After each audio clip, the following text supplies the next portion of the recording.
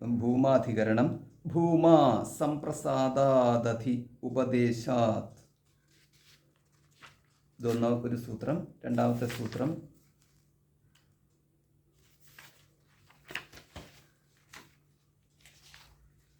ധർമ്മോപപത്തേശ്ച. ഈ രണ്ട് സൂത്രമേ ഉള്ളൂ ഇതിനകത്ത്. ഭൂമ സംപ്രസാദാത് അധി ഉപദേശാത്. ഭൂമ എന്നിവിടെ പറഞ്ഞിരിക്കുന്നത് ആത്മാവിനെ തന്നെയാകുന്നു.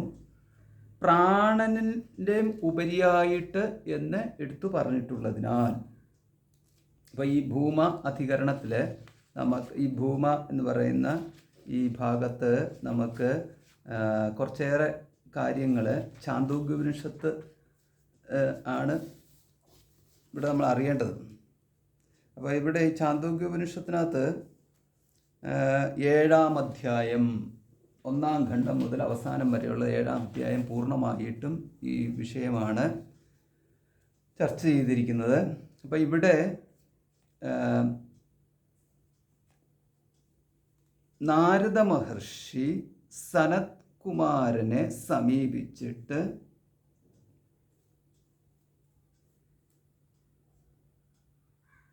എന്നെ പഠിപ്പിച്ചാലും എന്ന് പറയുന്നു. ഓം അധീഹി ഭഗവ ഇതിഹ ഉപസസാദ സനത് കുമാരം നാരദ. ഇതാണ് ഛാന്തോഗ്യോപനിഷത്തിലെ 7-ാം അധ്യായം. അപ്പോൾ 7-ാം അധ്യായത്തിൽ സനൽകുമാര നാരദ മഹർഷി സംവാദമാണുള്ളത്. സനൽകുമാരനെ അറിയാം, നമ്മൾ ഈ സനകാദികൾ എന്ന് പറയുന്നതിനകത്ത് സനൽകുമാരൻ. ഇപ്പോൾ സനൽകുമാര മഹർഷിയുടെ ഉപദേശമാണ് നമുക്ക് ഈ ഭൂമവിദ്യ എന്ന പേരിൽ അറിയപ്പെടുന്നത്.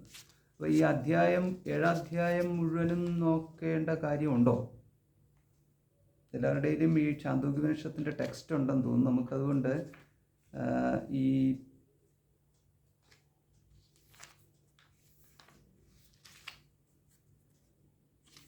7-ാം അധ്യായത്തിൽ 26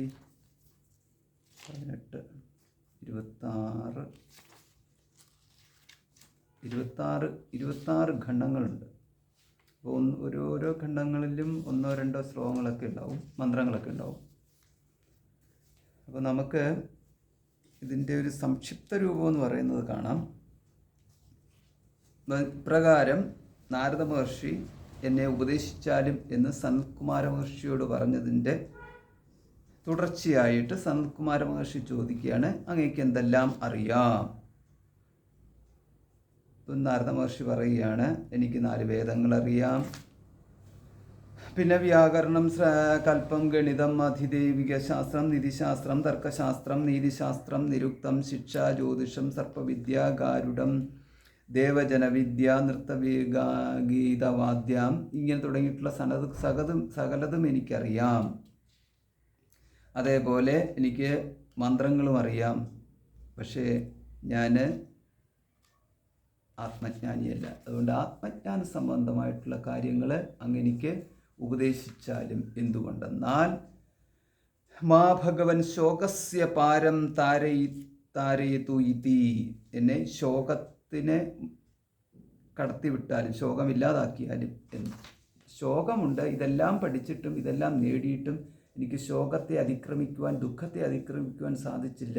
അതുകൊണ്ട് ദുഃഖത്തെ അതിക്രമിക്കുന്നതായിട്ടുള്ള വിദ്യ അങ്ങെനിക്ക് ഉപദേശിച്ചാലും എന്നുള്ളത്.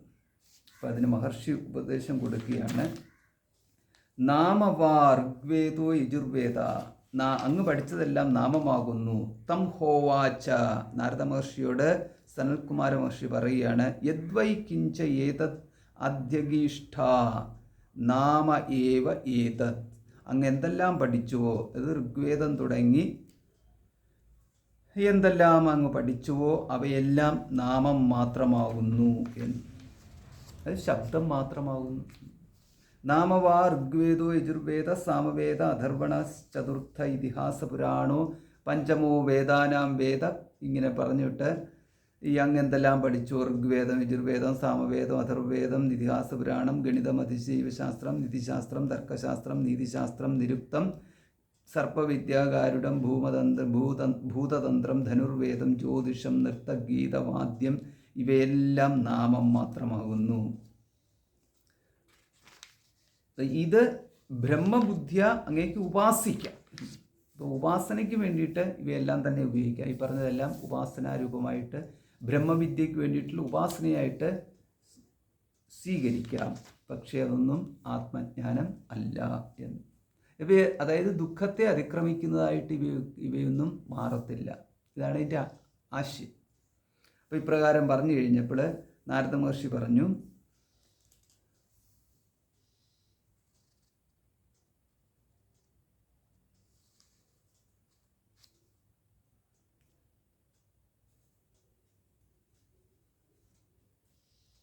നാമത്തേക്കാൾ ഉത്കൃഷ്ടമായിട്ടുള്ളത് എന്തുണ്ടോ അങ്ങനെക്ക് ഉപദേശിച്ചു തന്നാലും നാംനോ വാവഭൂയ അസ്തീതി തന്മേ ഭഗവൻ ബ്രവീതു ഇതി.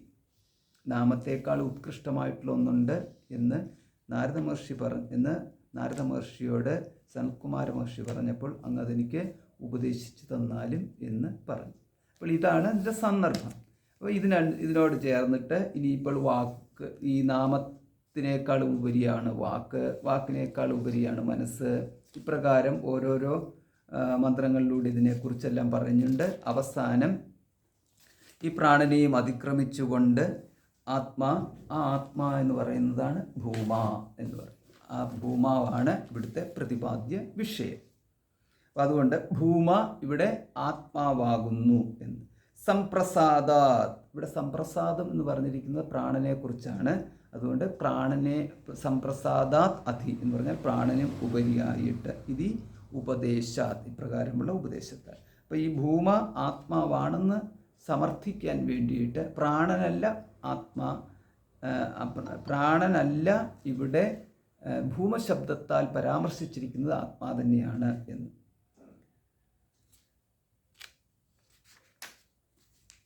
അപ്പോൾ ഈ ഛാന്ദോഗ്യോപനിഷത്തിനകത്തെ 7:23 മന്ത്രം ഇങ്ങനെയാണ് പറയുന്നത്: ഭൂമാത്വേവ വിജിജ്ഞാസിതവ്യ, ഭൂമാത്വേവ വിജിജ്ഞാസിതവ്യ ഇതി ഭൂമാനം ഭഗവോ വിജിജ്ഞാസ ഇതി എത്ര നാന്യത് പശ്യതി നാന്യത് ശൃണോതി നാന്യത് വിജാനാതി സ ഭൂമാ അഥ എത്ര അന്യത് പശ്യതി അന്യത് ശൃണോതി അന്യത് വിജാനാതി തദൽപ്പം എന്ന്. അവൻ ഛാന്ദോഗ്യത്തിലെ 7:23 ഖണ്ഡത്തിൽ ഉള്ളതാണ് ഈ മന്ത്രമുള്ളത്. ഭൂമാത്തു ഏവ വിജിജ്ഞാസിതവ്യ ഇതി. ഭൂമാവിനെ തന്നെയാണ് ഭൂമാത്തു ഏവ, ഭൂമാവിനെ തന്നെയാണ് വിജിജ്ഞാസിതവ്യ എന്ന്. വിജിജ്ഞാസിതവ്യ അറിയേണ്ടത് എന്ന്, ജിജ്ഞാസയ്ക്ക് വിഷയമാക്കേണ്ടത്, അതാണ് വിജിജ്ഞാസിതവ്യ എന്ന് പറയുന്നത്. ജിജ്ഞാസിതവ്യ ഇതിൻ്റെ കൂട്ടത്തിൽ വി എന്ന് പറയുന്ന ഉപസർഗം ചേർത്തിരിക്കുന്നു. വിജിജ്ഞാസിതവ്യ, ജിജ്ഞാസ. അപ്പം ജിജ്ഞാസ എന്ന് പറഞ്ഞാൽ ജ്ഞാതും ഇച്ഛ ജിജ്ഞാസ, അറിയുവാനുള്ള ആഗ്രഹത്തിനെ അവൻ ജ്ഞാ എന്നതിൻ്റെ കൂട്ടത്തിൽ നമുക്ക് ഈ സാ ചേർത്തിട്ട് ജിജ്ഞാസ എന്ന രൂപം കിട്ടും. സന്ന് പ്രത്യയം ചേർത്തിട്ട് ജിജ്ഞാസ എന്ന് കിട്ടും. അപ്പം ജിജ്ഞാസിതവ്യം എന്ന് പറയും. തവ്യം ചേർത്ത് കഴിഞ്ഞാൽ ഷുഡ് ബി എന്നുള്ള അർത്ഥത്തിലാണ് ഈ തവ്യം വരുന്നത്. അപ്പോൾ അറിയേണ്ടത് എന്ന് നമുക്ക് കിട്ടും. ജിജ്ഞാസയ്ക്ക് വിഷയമാക്കേണ്ടത് എന്നുള്ള അർത്ഥം കിട്ടാൻ ജിജ്ഞാസിതവ്യം എന്നുള്ള, കർത്തവ്യം പോലെ പഠിതവ്യം പഠിക്കേണ്ടത് എന്നുള്ളതുപോലെ കർത്തവ്യം ചെയ്യേണ്ടത് എന്നതുപോലെ ജിജ്ഞാസിതവ്യം വിചാരം ചെയ്യേണ്ടത്, ജിജ്ഞാസ അറിയാൻ ആഗ്രഹിക്കേണ്ടത് എന്നർത്ഥം കിട്ടും. അതിൻ്റെ കൂട്ടത്തിൽ വി എന്ന് പറയുന്ന ഉപസർഗവും കൂടെ ചേർത്ത് വിജിജ്ഞാസിതവ്യ, നമ്മൾ വിജ്ഞാനം എന്ന് പറയുന്ന പോലെ ജ്ഞാനം വിജ്ഞാനം ഇതി. അപ്പോൾ അതിനെക്കുറിച്ചാണ് അറിയേണ്ടത്. ഇതി ഭൂമാനം, ഇപ്പം ഭൂമാ എന്ന്. അപ്പോൾ എങ്ങനെയാണ് ഭൂമ എന്ന് പറയുന്ന ശബ്ദം കിട്ടിയത്? ഭൂമ എന്ന് പറയുന്നത് ബഹോഹോ ലോപഹ ഭൂമച്ച ബഹോഹോ, പാണിനി സൂത്രപ്രകാരമാണ് ബഹുശബ്ദത്തിൻ്റെ രൂപമാറ്റം വന്നതാണ് ഭൂമ എന്ന പദം കിട്ടുന്നത്. അപ്പം ബഹുശബ്ദത്തിന് രൂപമാറ്റം വരുന്ന സൂത്രം ഇതാണ്. പാണിനി സൂത്രം 6.4 പറഞ്ഞിട്ടുണ്ട്: ബഹോഹോ ലോപഹ ഭൂമച്ച ബഹോഹോ എന്ന്. അപ്പം ബഹോഹോ ലോപഹ, ബഹു ശബ്ദത്തിന് ലോപം വരും. എന്നിട്ട് ഭൂമച്ച ബഹോഹോ, ഭൂമശബ്ദം ബഹുശബ്ദത്തിൻ്റെ സ്ഥാനത്ത് വരും. ഇത്രയേ ഉള്ളൂ സംഭവം. അപ്പോൾ അത് ഏത് കണ്ടീഷനിലാണ് വരുന്നത്? ഇമനിച്ച് എന്ന ഭാവരൂപാർത്ഥ പ്രത്യയം ചേരുമ്പോൾ. പല പ്രത്യയങ്ങളുണ്ട്. നമ്മൾ ഈ സുപ്പ് എന്ന് പറയുന്ന പ്രത്യയം എന്നൊക്കെ പറഞ്ഞ് കേട്ടിട്ടുണ്ട്. ഇങ്ങനെ പല പ്രത്യയങ്ങളുണ്ട്. അതിൽ ഒരു പ്രത്യയത്തിൻ്റെ പേരാണ് ഇമനിച്ച്.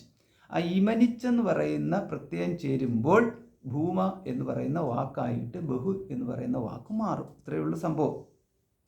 അതെന്തിനു വേണ്ടിയിട്ടാണ് ഇമനിച്ച് ചേർക്കുന്നതെന്ന്? ഭാവരൂപാർത്ഥം. അപ്പം ഭാവരൂപാർത്ഥം എന്ന് പറഞ്ഞു കഴിഞ്ഞാൽ എന്താണോ അതിൻ്റെ ഭാവം അത്, അത്രയേ ഉള്ളൂ, വേറെ അധികം ഒന്നുമില്ല. അപ്പം നമ്മളിപ്പം പറയുമല്ലോ, ഇപ്പം ഘടത്തിൻ്റെ ഭാവം ഘടത്വം എന്ന്, മനുഷ്യത്വം മനുഷ്യൻ്റെ ഭാവം എന്തോ അതിനെ മനുഷ്യത്വം എന്ന് പറയുന്നു. ഗോത്വം, ഇപ്പം ഗോവിൻ്റെ ഭാവം എന്തോ അതിനെ ഗോത്വം എന്ന് പറയുന്നു. അതേപോലെ ബഹു എന്നതിൻ്റെ ഭാവം എന്താണോ അതിനെയാണ് അതെന്താണെന്ന അതിൻ്റെ രൂപത്തിനെയാണ് നമ്മൾ ത്വം അല്ല അവിടെ ചേർക്കുന്നത്, പകരം ഇമനിച്ചെന്ന് പറയുന്ന പ്രത്യയം ചേർക്കുന്നത്. ത്വ പ്രത്യയമാണ് അവിടെ ചേർക്കുന്നത്. അപ്പോഴാണ് നമുക്ക് ഗോത്വം തുടങ്ങിയിട്ടുള്ളത് കിട്ടുന്നത്. തസ്യ ഭാവഹ ത്വതലൗ എന്ന് പറയുന്ന പ്രത്യയം അനുസരിച്ചിട്ട്, എന്ന സൂത്രം അനുസരിച്ചിട്ട് ത്വ അവിടെ കിട്ടും, ത്വ ചേർക്കാം. അപ്പോൾ അങ്ങനെ കിട്ടുമ്പോൾ നമുക്ക് ഗോത്വം തുടങ്ങി കിട്ടും. ഇവിടെ നമുക്ക് ഇമനിച്ചെന്ന് പറയുന്ന പ്രത്യയം ചേർത്തുകൊണ്ടാണ് ഈ രൂപം കിട്ടിയിരിക്കുന്നത്. ഈ പ്രത്യയം ചേർത്ത് കഴിയുമ്പോഴാണ് നമുക്ക് ബഹു ശബ്ദത്തിൻ്റെ സ്ഥാനത്ത് ഭൂമശബ്ദം വരുന്നു. അപ്പോൾ ഇങ്ങനെയാണ് നമുക്ക് ഭൂമ കിട്ടുന്നത്. അപ്പം ബഹു എന്നതിൻ്റെ മറ്റൊരു രൂപമാണ് ഇവിടെ നമുക്ക് ഭൂമ എന്നുള്ളത് രീതി കിട്ടുന്നത്. അപ്പോൾ ഈ ബഹു എന്ന് പറയുമ്പം എന്താണ്? ഈ പലത്ത് എന്നുള്ള അർത്ഥമാണല്ല ഇവിടെ ഉദ്ദേശിക്കുന്നത്, എല്ലാം എന്നുള്ള അർത്ഥത്തിലാണ് ഇവിടെ ഉദ്ദേശിക്കുന്നത്. എല്ലാം എന്ന് പറയുന്നത് സർവം എന്നുള്ള അർത്ഥമാണ് നമുക്ക് ഭൂമശബ്ദം കൊണ്ട് നമുക്കത് കിട്ടുന്നത്. ഈ തരത്തിൽ നോക്കിക്കഴിയുമ്പോൾ അതിൻ്റെ ഭാവമാണ്. അപ്പോൾ അതിൻ്റെ ഭാവം എന്ന് പറയുമ്പോൾ സർവം എന്ന് പറയുന്നതിൻ്റെ ഭാവം എന്ന് പറഞ്ഞാൽ സർവത്വം എന്ന് പറയുന്ന ആ ഒരു രീതിയിലേക്ക് നമുക്കവിടെ കിട്ടും.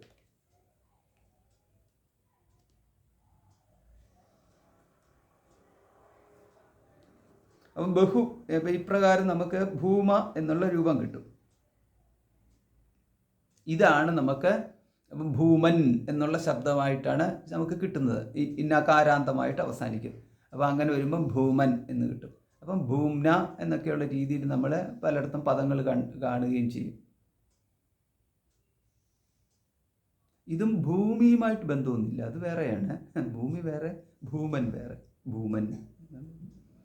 അപ്പോൾ ഇതങ്ങനെയാണ് നമുക്ക് ഭൂമശബ്ദം കിട്ടുന്നത്. അപ്പോൾ ഇത് ഭൂമാനം, അതുകൊണ്ടാണ് ഈ ഭൂമാനം എന്ന രീതിയിൽ ദ്വിതീയ ഏകവചനത്തിന് നം എന്ന് കിട്ടിയത്. അപ്പം ഭൂമൻ എന്ന ശബ്ദമായതുകൊണ്ടാണ് ഭൂമാനം എന്ന് കിട്ടിയത്. അതിൻ്റെ പ്രഥമ ഏകവചനമാണ് നമുക്ക് ഭൂമ എന്ന് കിട്ടുന്നത്. രാജൻ ശബ്ദം പോലെ, രാജൻ എന്നുള്ളതിൻ്റെ പോലെ രാജ എന്നുള്ളതാണ് പ്രഥമ ഏകവചനം. രാജ, രാജാനൗ എന്നുള്ള രീതിയിലാണ് രൂപം കിട്ടുന്നത്. അതേപോലെയാണ് ഇവിടെയും ഭൂമൻ എന്നുള്ളത്. ഭൂമ എന്ന് നമുക്ക് പ്രഥമ ഏകവചനം കിട്ടും. അതാണ് ഈ ഭൂമാ തു ഏവ വിജിജ്ഞാസിതവ്യ, ഭൂമാവിനെ തന്നെയാണ് അറിയേണ്ടത്. അപ്പം സർവ്വം എന്നുള്ള അർത്ഥത്തിലാണ് നമുക്ക് ഭൂമശബ്ദം കിട്ടുന്നത്. അപ്പോൾ സർവ്വം എന്ന് പറയുന്നത് സർവ്വം കല്ലിതം ബ്രഹ്മ, സർവ്വം എന്ന് പറഞ്ഞു കഴിഞ്ഞാൽ ബ്രഹ്മമായി. ബ്രഹ്മത്തെയൊക്കെ തന്നെയാണ് ഇവിടെ ഉദ്ദേശിച്ചിരിക്കുന്നത്. അതുതന്നെയാണ് പരമാത്മാ, അതുതന്നെയാണ് ഇവിടെ ഉദ്ദേശിച്ചിരിക്കുന്നത്.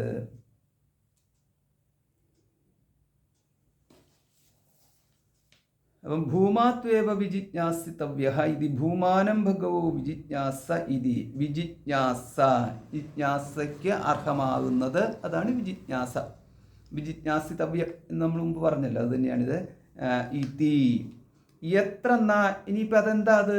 എത്ര അന്യത് പശ്യതി, എത്ര യസ്മിൻ അവസ്ഥായാം, യസ്മിൻ കാലേ, ഇതേ അർത്ഥത്തിലൊക്കെയാണ് എത്ര എന്ന് പറയുന്നത്. അപ്പോൾ എത്ര അന്യത് പശ്യതി, അന്യത് അന്യമായിട്ടുള്ളത്, ന പശ്യതി മറ്റൊന്നിനെ എവിടെ ഏതൊരവസ്ഥയിൽ അല്ലെങ്കിൽ ഏത് കാലത്തിൽ ഇപ്പോൾ ഈ അവസ്ഥ എന്ന് പറയുമ്പോൾ ജ്ഞാനം എന്നാണ് ഉദ്ദേശിക്കുന്നത്. അല്ലാതെ മറ്റ് നമുക്ക് അവസ്ഥയെന്ന് പറഞ്ഞാൽ ആകെ മൂന്നേ ഉള്ളൂ. അല്ലാതെ സാമ്പത്തിക അവസ്ഥ, ദാരിദ്ര്യാവസ്ഥ, ഇങ്ങനെയുള്ള അവസ്ഥകളൊന്നും എടുക്കരുത്. ഇവിടെ നമ്മൾ വേദാന്തത്തിലെ അവസ്ഥ എന്ന് പറയുമ്പോൾ ഈ മൂന്നെണ്ണത്തിനാണ് മുഖ്യ ആയിട്ടുള്ളത്. അത് കഴിഞ്ഞിട്ട് അത് യോജിക്കാത്തടത്ത് മാത്രമേ മറ്റുള്ളിടത്തേക്ക് പോകാവൂ. പക്ഷേ ഇങ്ങനെയുള്ള സന്ദർഭത്തിൽ നമ്മൾ അവസ്ഥയെന്ന് പറഞ്ഞു കഴിഞ്ഞാൽ അത് ജ്ഞാനം, അജ്ഞാനം ഈ രണ്ടെണ്ണത്തിനെയാണ് ഉദ്ദേശിക്കുന്നത്. അപ്പോൾ ഇവിടെ നമുക്ക് ജ്ഞാനത്തിൻ്റെ അർത്ഥം എടുത്താൽ മതി. അപ്പോൾ ഏതിൽ ന അന്യത് പശ്യത്തി, വേറെ ഒന്നിനെയും കാണുന്നില്ലയോ. ന അന്യത് ശൃണോതി, മറ്റൊന്നും തന്നെ കേൾക്കുന്നില്ലയോ. ന അന്യത് വിജാനാതി, മറ്റൊന്നും തന്നെ അറിയുന്നില്ലയോ. സ ഭൂമ, അതാണ് ഭൂമ എന്ന്. അപ്പോൾ ഇവിടെ എപ്പോഴാണ് ഇത് ഇങ്ങനെയൊന്ന് സാധ്യമാവുന്നത്? ഏകമേവ അദ്വിതീയം ബ്രഹ്മ, ഏകം ഏവ അദ്വിതീയം ബ്രഹ്മ, ഒന്ന് മാത്രം, രണ്ടാമതൊന്നില്ലാത്ത ഒന്ന് മാത്രമാണ് സത്യം, അതാണ് സർവം, അതാണ് അഹം. ഇതെല്ലാം ഒന്ന് തന്നെ. ഇപ്പോൾ ഇതിനകത്ത് വാക്കുകൊണ്ട് വേർതിരിച്ച് പറയുന്നു എന്ന് മാത്രമേ ഉള്ളൂ. അപ്പം സോഹം ബ്രഹ്മ, അഹം ബ്രഹ്മ അസ്മി. അപ്പോൾ അല്ലെങ്കിൽ പ്രജ്ഞാനം ബ്രഹ്മ, ജ്ഞാനം ബ്രഹ്മ, ഇങ്ങനെയൊക്കെയുള്ള നമ്മൾ പറയുന്നില്ല, സത്യം ജ്ഞാനം അനന്തം ബ്രഹ്മ. അപ്പോൾ അങ്ങനെയുള്ള ബ്രഹ്മമാണ് സർവ്വതും എന്ന് എത്ര ഏത് സമയത്ത് എപ്പോൾ അറിയുന്നുവോ അപ്പോൾ നാന്യത് വിജാനാതി സ ഭൂമ. അപ്പോൾ സ ഭൂമ, അതാകുന്നു ഭൂമ എന്ന് പറയുന്നു. അപ്പോൾ അവിടെ അതാകുന്നു ഭൂമ എന്ന് പറഞ്ഞാൽ അതാകുന്നു ബ്രഹ്മം എന്നുള്ള അർത്ഥത്തിൽ, അല്ലെങ്കിൽ അതാകുന്നു ആത്മാ. സ ഭൂമ അഥ എത്ര അന്യത്. അപ്പോൾ ഇനിയിപ്പോൾ അപ്പോൾ വേറൊന്നായിട്ട് കാണാത്തപ്പോൾ, ഇപ്പോൾ സർവ്വത് ഏകമായിട്ട് കാണുമ്പോൾ ഭൂമ എന്ന് പറയുന്നു. അല്ലാത്തപ്പോൾ എത്ര അന്യത് പശ്യതി, വേറെയായിട്ട് കാണുമ്പോൾ, അന്യശൃണോതി, വേറെയായിട്ട് കേൾക്കുമ്പോൾ, അന്യത് വിജാനാതി, വേറെയായിട്ട് അറിയുമ്പോൾ, തദൽപ്പം, അതിനെയാണ് അല്പം എന്ന് പറയുന്നത്. അപ്പോൾ ഈ രണ്ട് വാക്കുകളാണ് ഇവിടെ ഉള്ളത്. ഒന്ന് ഭൂമ, രണ്ട് അല്പം. ഇത്രയേ ഉള്ളൂ. അപ്പോൾ അല്പം എന്ന് പറഞ്ഞാൽ തുച്ഛം, അതായത് അല്പം. ചിലപ്പോൾ നമ്മൾ പറയത്തെ അല്പവിദ്യ, അല്പബുദ്ധി എന്നൊക്കെ പറയുന്നത്, അല്പൻ എന്ന് പറയുന്നത്. അപ്പോൾ ഒന്നുകിൽ നമുക്ക് ഭൂമൻ ആയിട്ടിരിക്കാം, അല്ലെങ്കിൽ നമുക്ക് അല്പനായിട്ടിരിക്കാം. സർവത്തെയും അറിയുന്നവനായിട്ടിരിക്കുമ്പോൾ സർവം ബ്രഹ്മം. അപ്പോൾ അതുകൊണ്ടാണ് സർവമായിട്ടിരിക്കുന്നത്. അങ്ങനെ സർവവും ബ്രഹ്മമാണ് എന്നറിയുമ്പോൾ ഭൂമനായിട്ടിരിക്കുന്നു. അപ്പോൾ അങ്ങനെ അറിയുന്നില്ല എങ്കിൽ അല്പൻ എന്നുള്ള സ്ഥാനത്തേക്ക് കിട്ടുന്നു. അപ്പോൾ നമ്മൾ പറയുന്നത് അല്പജ്ഞൻ എന്ന് പറയുന്നത്. ഇതാണ് സർവജ്ഞൻ, അല്പജ്ഞൻ എന്ന് പറയുന്നത്. അപ്പോൾ ഭൂമാവിനെ അറിഞ്ഞാൽ സർവജ്ഞനാകുന്നു, ഭൂമാവിനെ അറിഞ്ഞില്ലെങ്കിൽ അല്പജ്ഞനാകുന്നു. അതുകൊണ്ടാണ് അല്പം എന്ന് പറഞ്ഞിരിക്കുന്നത്.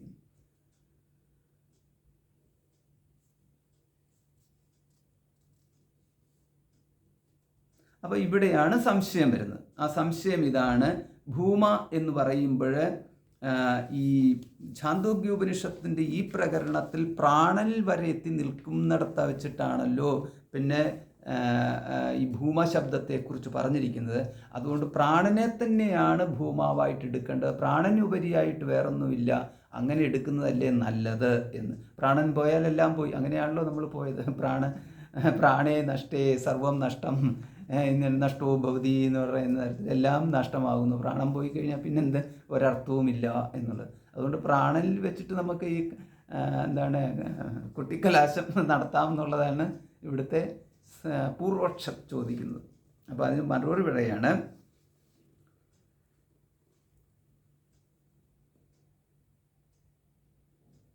പ്രാണോ വാ ആശായാഹ ഭൂയാൻ. ഛാന്തോഗ്യം 7:15 ആശയേക്കാളും ഉപരിയായിട്ടാണ് പ്രാണൻ നിൽക്കുന്നത് എന്ന് ഒരു മന്ത്രമുണ്ട്. എന്നാൽ മന്ത്രത്തിൻ്റെ വരിയുണ്ട് ഛാന്തോഗ്യം 7:15. അപ്പോൾ അതിനുശേഷം ശ്രുതം ഹ്യേവമേ ഭഗവത് ദൃശ്യേഭ്യസ്തരതി ശോകം ആത്മവിദിതി സോഹം ഭഗവ ശോചാമി തമ്മാം ഭഗവൻ ശോകസ്യ പാരം താരയേതു. ഛാന്തോഗ്യം 7:1-3 നമ്മൾ തുടക്കത്തിൽ കണ്ടല്ലോ ശോകത്തിനെ അതിക്രമിക്കാൻ പറഞ്ഞ്. അപ്പോൾ ശോകത്തെ അതിക്രമിക്കാൻ പറയുമ്പോൾ ഇവിടെ ഈ ആശയ്ക്കും ഉപരിയായിട്ടാണ് പ്രാണൻ നിൽക്കുന്നത് എന്ന രീതിയിൽ പറഞ്ഞിട്ടുള്ളതിനാൽ ഈ ശോകം, ഈ ആശയം തമ്മിൽ ആശയാണ് അല്ല ശോകം തുടങ്ങിയിട്ടുള്ളത് നമുക്ക് നേരത്തെ തന്നെ അറിയാവുന്ന കാര്യവുമാണ്. അപ്പോൾ ഇതിന് ഉപരിയായിട്ട് ഏറ്റവും ഉപരിയായിട്ട് പറയുന്ന പ്രാണനാകിയാൽ പ്രാണനെ തന്നെയാണ് ഭൂമ എന്ന് പറഞ്ഞിരിക്കുന്നത് എന്ന് എടുത്തൂടെ എന്നാണ് സംശയം.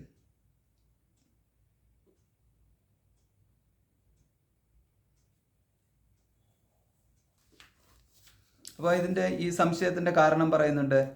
അപ്പോൾ ഇതിനകത്ത് ഈ സംശയം വരാനുള്ള കാരണം ഇതാണ്. ഈ ഉപദേശം തുടങ്ങിയപ്പോൾ ഇങ്ങനെയാണല്ലോ ക്രമം പോയത്.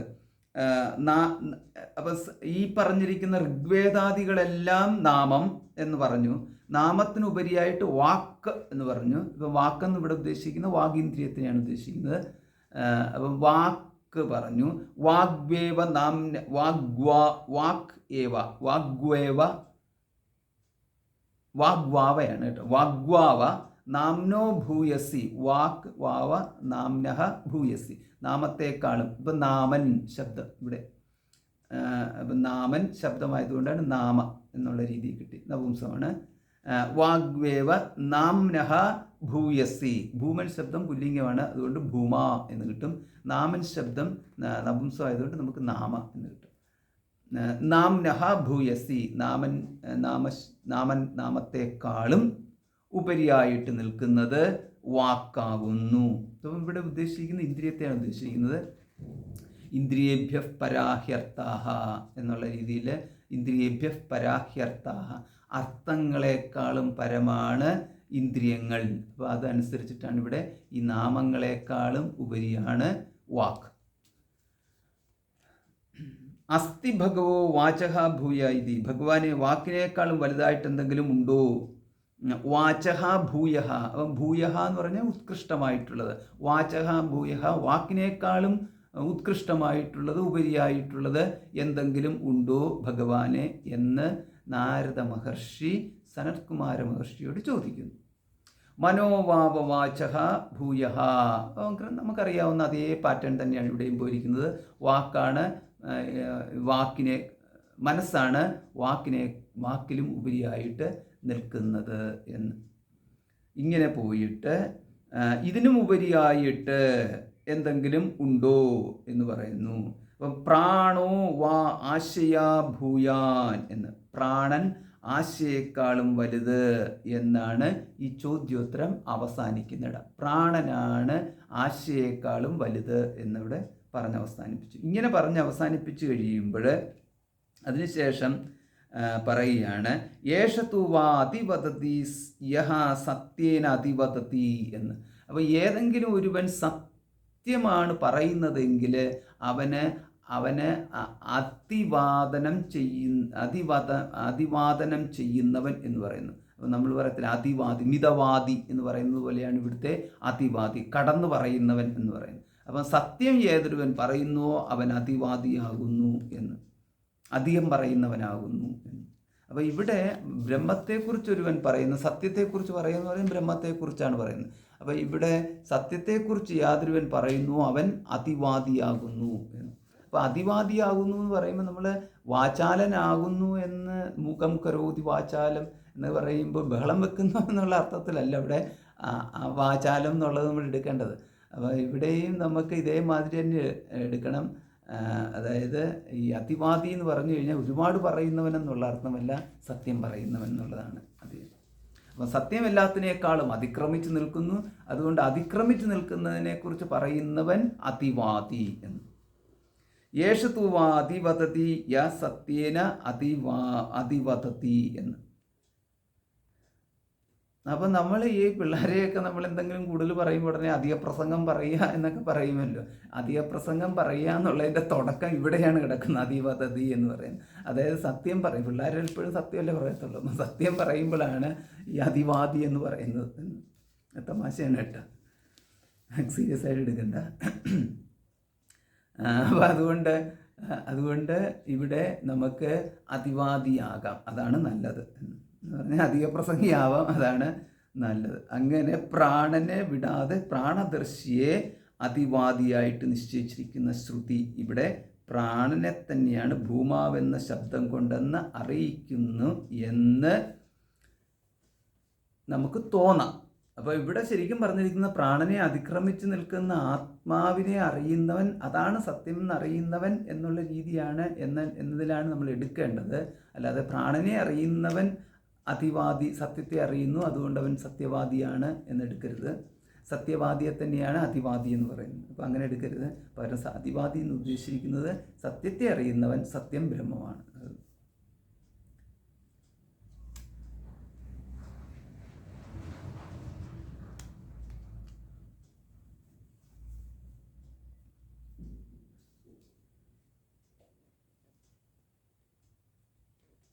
ഇനിയിപ്പം ചിലർ പറയാം, അങ്ങനെയല്ല, പ്രാണനെ അങ്ങനെ നിസ്സാരമായിട്ട് എടുക്കണ്ട. പ്രാണന്റെ മഹിമയെക്കുറിച്ച് പറഞ്ഞിട്ടുള്ള കാര്യങ്ങൾ ഉണ്ടല്ലോ. പ്രശ്നോപനിഷത്ത് 4:2-3 എടുത്തു. അവിടെ പ്രാണാഗ്നിയേവ ഏതസ്മിൻ പുരേ ജാഗ്രതി എന്ന് പറഞ്ഞിരിക്കുന്ന ആ മന്ത്രഭാഗം ഉണ്ടല്ലോ. അപ്പം നമ്മൾ പ്രശ്നോപനിഷത്ത് നമ്മൾ കണ്ടതായിരുന്നു തോന്നുന്നു. അപ്പം അവിടെ ഇങ്ങനെയാണ് കിടക്കുന്നത്: ഈ ശരീരത്തിൽ പഞ്ചവൃത്തികളുള്ള പ്രാണനും അഗ്നിയും ജാഗരിക്കുന്നു, അതായത് ഉണർന്നിരിക്കുന്നു. അപ്പം അങ്ങനെ പറയാം. അതെവിടെയാണ്? സുഷുപ്തിയിൽ. അപ്പോൾ സുഷുപ്തിയിൽ അഗ്നി ഉണർന്നിരിക്കുന്നു, പ്രാണൻ ഉണർന്നിരിക്കുന്നു, ഇപ്രകാരമുള്ള പ്രയോഗമുണ്ട്. അപ്പോൾ എന്ന് പറഞ്ഞു കഴിഞ്ഞാൽ പ്രാണൻ ഉണർന്നിരിക്കുന്നു എന്ന് പറയുമ്പോൾ നമ്മൾ സജീവമായിട്ട് തന്നെയാണ്. അപ്പോൾ ഉറങ്ങിപ്പോയി എന്നുള്ളത് കൊണ്ട് മരണസമം എന്നൊന്നും പറയണ്ട. മരണസമം എന്നൊക്കെ നമ്മൾ ചത്ത പോലെ ഉറങ്ങി എന്ന് പറയാൻ ചത്തുപോയി എന്ന് പറയുന്നില്ലല്ലോ. ചത്ത പോലെ എന്നുള്ള ഒരു പ്രയോഗമൊക്കെ ഉണ്ട് എന്നുള്ളതല്ലാണ്ട് ഉണർന്നിരിക്കുന്ന പ്രാണൻ അവിടെ ഉണ്ട് എന്ന് നമ്മൾ മനസ്സിലാക്കണം. അല്ലാതെ പ്രാണൻ പോയി എന്ന് അർത്ഥമില്ല. അപ്പോൾ അതുകൊണ്ട് പ്രാണൻ്റെ അഭാവമോ അല്ലെങ്കിൽ പ്രാണൻ്റെ ഉറക്കമോ ഒന്നും അവിടെ പറയുന്നേ ഇല്ല. പ്രാണൻ എപ്പോഴും ഉണർന്നിരിക്കുന്നു. ചുരുക്കത്തിൽ സുഷുപ്തിയിൽ പോലും പ്രാണൻ ഉണർന്നിരിക്കുന്നു. അതായത് പ്രാണൻ്റെ പ്രവർത്തനങ്ങളെല്ലാം ഉണ്ട്. പ്രാണൻ പ്രവർത്തനം ഇല്ലാണ്ടിരുന്ന് കഴിഞ്ഞാൽ അതോടുകൂടി തീർന്നല്ലോ. അതുകൊണ്ട് പ്രാണൻ തന്നെയാണ് ഉത്കൃഷ്ടം എന്ന് പറയുന്നതിനകത്ത് നിങ്ങൾക്ക് എന്താ ഇത്ര ബുദ്ധിമുട്ട്? ഇതാണ് ചോദ്യം. പ്രാണനാണ് ബ്രഹ്മം എന്നങ്ങ് പറഞ്ഞുകൂടെ? അല്ലെങ്കിൽ പ്രാണനാണ് സത്യം എന്നങ്ങ് പറഞ്ഞുകൂടെ എന്ന്. അപ്പോൾ അതിന് പറയുമ്പോൾ മന്ത്രത്തിൽ ഇങ്ങനെയാണ് കിടക്കുന്നത്: യോ വൈ ഭൂമാ തത്സുഖം എന്നാണ് കിടക്കുന്നത്.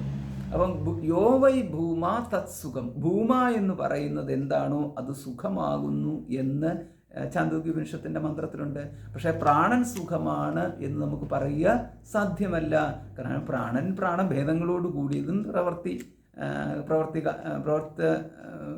പ്രവൃത്തി വ്യാപൃതൻ, പ്രവൃത്തിക്ക് ഹേതുവെന്നോ പ്രവൃത്തി കാരകനെന്നോ പ്രവൃത്തി വ്യാപൃതനെന്നോ ഒക്കെ പറയുന്നത്, അല്ലെ പ്രവർത്തിപ്പിക്കുന്നു എന്ന് പറയുന്നത് എല്ലാമാണ്. അല്ലെ പഞ്ചപ്രവൃത്തികളോട് കൂടിയവനാണ്. പഞ്ചപ്രവൃത്തികൾ എന്ന് പറയുന്നത് ഈ പഞ്ചവൃത്തികൾ ഓരോരോ പ്രവർത്തനത്തിൽ ഏർപ്പെട്ടുകൊണ്ടിരിക്കുന്നു. ഇങ്ങനെയൊക്കെയല്ലേ നമ്മൾ പറയുന്നത്. അപ്പം പ്രവൃത്തിയും പ്രാണനും തമ്മിൽ എപ്പോഴും ഇങ്ങനെ ബന്ധിപ്പിച്ചുകൊണ്ട് കിടക്കുമ്പോൾ അത് സുഖം എന്ന് പറയാൻ പറ്റത്തില്ല. കാരണം പ്രവൃത്തി എന്ന് പറയുന്നതിന് സുഖവുമായിട്ട് ആരും സംബന്ധിപ്പിക്കത്തില്ല. സുഖത്തോടുകൂടി പ്രവൃത്തി ചെയ്തു എന്ന് വേണേൽ നമ്മൾ പറയാം. പക്ഷേ പ്രവൃത്തിയാണ് സുഖം എന്നുള്ളത് പറയുക സാധ്യമല്ല എന്ന്. അല്ലെ, നമ്മൾ ഈ സുഖത്തിന് നിർവചനമുണ്ട്. സുഖം താൽക്കാലിക സുഖത്തിനെ അല്ല ഇവിടെ സുഖം എന്ന് പറയുന്നത്, ആത്യന്തികമായ സുഖത്തിനെയാണ്. അപ്പോൾ ആത്യന്തികമായ സുഖത്തിന് ആനന്ദം ബ്രഹ്മ എന്ന രീതിയിൽ ആനന്ദം വൈ ബ്രഹ്മ തുടങ്ങിയിട്ടുള്ള സച്ചിദാനന്ദം എന്നൊക്കെയുള്ള രീതിയിൽ ആനന്ദം ബ്രഹ്മമാണ്. ആനന്ദാധ്യേവകൽവിമാനി ഭൂതാനി ജായന്തേ തുടങ്ങിയിട്ടുള്ള രീതിയിൽ മന്ത്രങ്ങളൊക്കെ ഉണ്ട്. അതുകൊണ്ട് ആ ആനന്ദമാണ്, ഭൂമൻ ആനന്ദമാണ് അല്ലെങ്കിൽ ഭൂമ ആനന്ദമാണ് എന്ന് പറയുമ്പോൾ അത് പ്രാണനാണെന്ന് പറയുക സാധ്യമല്ല എന്ന്. അത്ര യേഷ ദേവഃ സ്വപ്നാത്മ പശ്യതി അഥ യദേതസ്മിൻ ശരീരേ സുഖം ഭവതി എന്ന് പ്രശ്നോപനിഷത്ത് തന്നെ ഇങ്ങനെയാണ് പറഞ്ഞിരിക്കുന്നത്. ഈ സുഷുപ്തി അവസ്ഥയിൽ ഈ ദേവൻ സ്വപ്നങ്ങളെ കാണുന്നില്ല, അപ്പോൾ ഈ ശരീരത്തിൽ സുഖമുണ്ടാകുന്നു എന്ന് സുഷുപ്തി അവസ്ഥയിൽ സുഖമെന്ന് ശ്രുതി എടുത്തു പറഞ്ഞിട്ടുണ്ട്. അപ്പോൾ ഈ സുഷുപ്തി അവസ്ഥയിൽ നമുക്ക് സുഖമുണ്ട്. അതുകൊണ്ട് അത് പ്രാണനാണ് എന്ന് നമുക്ക് പറയുക സാധ്യമല്ല. പ്രാണൻ ഉണർന്നു തന്നെ ഇരിക്കുന്നു. പ്രാണൻ ശരീരത്തിൻ്റെ ജാഗ്രത അവസ്ഥയിലും പ്രാണൻ അങ്ങനെ തന്നെ ഉണ്ടല്ലോ. അപ്പം ജാഗ്രത അവസ്ഥയിലിരിക്കുന്ന പ്രാണനാണ് സുഖം എന്നുണ്ടെങ്കിൽ സർവത്ര നമുക്ക് സുഖം മാത്രമായിരിക്കണം. കാരണം ഏറ്റവും കൂടുതൽ നമുക്ക് തൊട്ടടുത്തിരിക്കുന്ന ഉള്ളതായിട്ട് അറിയുന്നത് പ്രാണനെയാണ്. പ്രാണനെ അറിഞ്ഞതിന് ശേഷം മാത്രമേ നമ്മൾ ബാക്കിയുള്ള എല്ലാത്തിനെയും അറിയത്തുള്ളൂ. അതായത് പ്രാണനെ അറിയാന്ന് പറഞ്ഞാൽ നമ്മൾ സചേതനത്വം ദേഹത്തിനെ നമ്മൾ അറിഞ്ഞുകൊണ്ടിരിക്കുന്നത് ആ പ്രാണനെയാണ് അറിഞ്ഞുകൊണ്ടിരിക്കുന്നത്. അതായത് നമ്മൾ ഇരിക്കുമ്പോൾ ദേഹത്തിൻ്റെ എവിടെയെങ്കിലും നമുക്ക് ഒരു ബോധം ഉണ്ടാവണമെന്നുണ്ടെങ്കിൽ അവിടെ നമുക്ക് വേദനയോ ഏതെങ്കിലും തരത്തിൽ എന്തെങ്കിലും ഒന്ന് സംഭവിക്കുമ്പോഴാണല്ലോ, അല്ലെങ്കിൽ നമുക്ക് ഒരു എന്താ പറയുന്നത്, ചിലപ്പോൾ പറയും ബിംബിഷ്ടം എന്നൊക്കെ പറയുമല്ലോ. ഇങ്ങനെ എന്തെങ്കിലുമൊക്കെ ഒന്ന് നടക്കണമെന്നുണ്ടെങ്കിൽ ഈ പ്രാണൻ്റെ എന്തെങ്കിലുമൊക്കെയുള്ള ആക്ടിവിറ്റീസ് എന്ന് പറയുന്നത് അവിടെ ഉണ്ടാകും. സംവേദനത്വം, ഈ പ്രാണൻ ഈ നാഡികളിലൂടെ വ്യാപരിക്കുന്നു എന്നുള്ളതാണ് ഇതിൻ്റെ ഇത്. അപ്പോൾ ഈ സചേതനത്വം ദേഹത്തിൻ്റെ എല്ലാ ഭാഗത്തും ഈ പ്രാണൻ ഇങ്ങനെ വ്യാപരിച്ചുകൊണ്ടേയിരിക്കുന്നു. അപ്പോൾ അങ്ങനെ വരുമ്പോൾ നമുക്ക് പ്രാണൻ സുഖമാണെന്നുണ്ടെങ്കിൽ സുഖം ഇങ്ങനെ ദേഹത്തിൽ സർവത്ര ചുറ്റി കറങ്ങുന്ന പോലെ നമുക്ക് തോന്നേണ്ടതൊക്കെ അല്ലേ. ഇതൊന്നും ശരിയാവുന്നൊന്നും നടക്കുന്നില്ലല്ലോ എന്ന്. ഇത് മാത്രമല്ല, വേദനയും ദുഃഖവും ദുരിതവും ഒക്കെയാണ്. അതുകൊണ്ടാണ് ശോകത്തെ അതിക്രമിക്കാൻ പറ്റുന്നില്ല എന്ന് പറയുമ്പോൾ പ്രാണനാണ് സർവ്വതം എന്ന് പറഞ്ഞു കഴിഞ്ഞാൽ നമുക്ക് പ്രാണൻ ഇരിക്കാൻ തന്നെയാണല്ലോ ശോകമുള്ളത്. അല്ലാതെ നമുക്ക് അതുകൊണ്ട് അതായത് പ്രാണൻ ഇരിക്കുക എന്ന് പറഞ്ഞു കഴിഞ്ഞാൽ പ്രാണനുമായിട്ട് നമ്മൾ നല്ലവണ്ണം നമ്മൾ അറിഞ്ഞിരിക്കുക എന്നുള്ളതാണ്. അല്ലാതെ പ്രാണനുണ്ട് എന്നുള്ള രീതിയിൽ അല്ലല്ലോ നമ്മൾ അറിയുന്നത്. നമ്മൾ ശ്വാസോച്ഛ്വാസം ചെയ്തുകൊണ്ടിരിക്കുമ്പം തന്നെ ഈ പ്രാണനുമായിട്ട് ഒരു സെക്കൻഡ് പോലും നമ്മൾ അകന്നിരിക്കാൻ പറ്റാത്ത വിധത്തിലുള്ള ബന്ധമാണ് നമ്മളും പ്രാണനുമായിട്ടുള്ളത്. അപ്പം നമുക്ക് വേണമെങ്കിൽ കുറച്ചു നേരം കാണാതിരിക്കാം, ഉറക്കത്തിൽ നമ്മളൊന്നും കാണാതിരിക്കുന്നു, ഉറക്കത്തിലൊന്നും കേൾക്കാതിരിക്കുന്നു. പക്ഷേ പ്രാണപ്രവർത്തനവുമായി പ്രാണപ്രവർത്തനം ഇല്ലാണ്ട് നമുക്കിരിക്കുക സാധ്യമല്ല. അത്രയ്ക്ക് അഭേദമായ ബന്ധമാണ് നമുക്ക് പ്രാണനുമായിട്ടുള്ളതെന്നുള്ളത്. അപ്പോൾ നമുക്ക് വേണമെങ്കിൽ കുറച്ച് നേരം നമ്മൾ ഭക്ഷണം കഴിക്കുമ്പോഴും പ്രാണൻ പ്രവർത്തിച്ചുകൊണ്ടിരിക്കുന്നു, ഭക്ഷണം കഴിക്കാണ്ടിരിക്കുമ്പോഴും പ്രാണൻ പ്രവർത്തിച്ചുകൊണ്ടിരിക്കുന്നു, പിന്നെ കാണുമ്പോഴും പ്രവർത്തിച്ചുകൊണ്ടിരിക്കുന്നു, കാണാത്തപ്പോഴും നമ്മൾ പ്രവർത്തിച്ചുകൊണ്ടിരിക്കുന്നു. നമ്മൾ എന്തെങ്കിലും കേൾക്കുമ്പോഴും പ്രാണൻ പ്രവർത്തിച്ചുകൊണ്ടിരിക്കുന്നു, കേൾക്കാത്തപ്പോഴും പ്രാണൻ പ്രവർത്തിച്ചുകൊണ്ടിരിക്കുന്നു. അപ്പോൾ അങ്ങനെ പ്രാണൻ ഇപ്പോൾ പ്രവർത്തിക്കുന്നു, ഇപ്പോൾ പ്രവർത്തിക്കുന്നില്ല എന്ന് പറഞ്ഞ് നമുക്ക് മറ്റുള്ള ഒന്നിൻ്റെ കൂട്ടത്തിൽ കൂട്ടാൻ പറ്റുന്ന ഒന്നല്ല പ്രാണൻ. അതുകൊണ്ടാണ് പ്രാണൻ ഇത്രയും പ്രാധാന്യം കൊടുത്തുകൊണ്ട് ഈ ഒരു ചോദ്യം ഇവിടെ ഉണ്ടായത്. അങ്ങനെയാണെങ്കിൽ പ്രാണൻ തന്നെയല്ലേ ഉത്കൃഷ്ടം എന്നുള്ളത്, ഭൂമൻ എന്നാണ് ചോദ്യം. പിന്നെ അപ്പം നമ്മളെന്താ ഇവിടെയുള്ള അടുത്ത ഇതിൻ്റെ ഛാന്തോക്യോപനിഷത്തിലെ 7:24 പറയുകയാണ്, യോ വൈ ഭൂമാ തത് അമൃതം എന്ന്. അപ്പം ഭൂമൻ എന്ന് പറഞ്ഞു, ഭൂമ അത് സുഖമാണെന്ന് പറഞ്ഞു. പിന്നെ പറയുന്നതാണ് ഭൂമൻ അമൃതമാണ് എന്ന്. അപ്പോൾ അമൃതം എന്ന് പറയുമ്പോൾ അതും വീണ്ടും ഈ പ്രാണനുമായിട്ട് യോജിക്കുകയില്ല. യാതൊന്നാണോ ഭൂമ അത് അമൃതമാകുന്നു എന്ന്. അപ്പം അങ്ങനെയാണെന്നുണ്ടെങ്കിൽ മറ്റൊരു ഉപനിഷത്തിൽ പറഞ്ഞിട്ടുണ്ടല്ലോ, പ്രാണോ വാ അമൃതം എന്ന്. കൗശീതക ഉപനിഷത്തിലെ ഈ 3:2. അപ്പോൾ അവിടെ ഇതാണ് പ്രാണൻ അമൃതം എന്ന് പറയുന്നുണ്ടല്ലോ എന്ന് പറഞ്ഞു കഴിഞ്ഞാൽ അവിടെ അത് പരിമിതമാണ്. അതല്ല ഇവിടെ ഉദ്ദേശിച്ചിരിക്കുന്നത്, ആ പ്രാണനല്ല ഇവിടെ ഉദ്ദേശിച്ചിരിക്കുന്നത് എന്ന് നമ്മൾ മനസ്സിലാക്കിയാൽ മതി.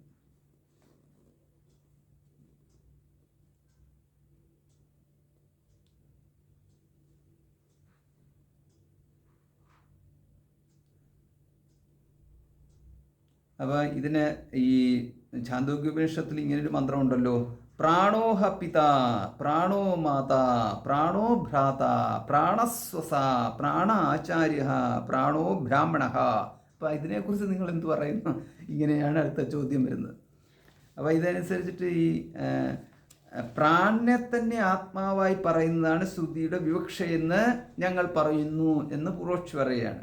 അപ്പോൾ എന്താണ് അതിന് ശ്രുതി? ഇതാണ്, പ്രാണോഹ പിത, പ്രാണനാകുന്നു പിതാവ്, പ്രാണോ മാതാ, പ്രാണനാകുന്നു മാതാവ്, പ്രാണോ ഭ്രാത, പ്രാണനാകുന്നു സഹോദരൻ, പ്രാണസ്വസ, പ്രാണ ആചാര്യ, പ്രാണോ ബ്രാഹ്മണ എന്ന്. അപ്പോൾ ഇപ്രകാരം എല്ലാം പ്രാണനാണ് എന്ന് പറയുന്നല്ലോ എന്ന്.